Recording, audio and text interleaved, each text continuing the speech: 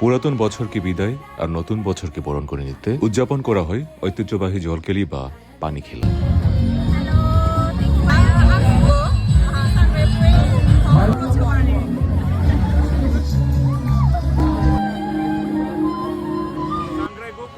বাংলাদেশ বৈচিত্র্যময় বহু জাতিসত্তার এবং উৎসবের একটি দেশ। প্রধান বাঙালি জনগোষ্ঠীর পাশাপাশি বিভিন্ন আদিবাসী জনগোষ্ঠীর বসবাস।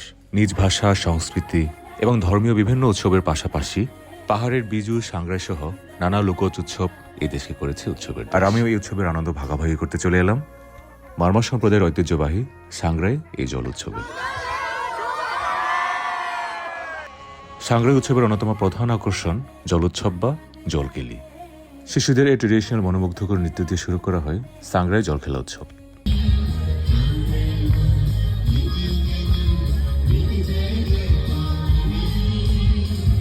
পুরনো বছরের সব দুঃখ, গ্লানি ও পাপ মৈত্রীর জলে ধুয়ে মুছে যাবে এমন বিশ্বাস থেকে ঐতিহ্যবাহী জলকেলি বা পানি খেলায় মেতে ওঠেন তরুণ তরুণীরা।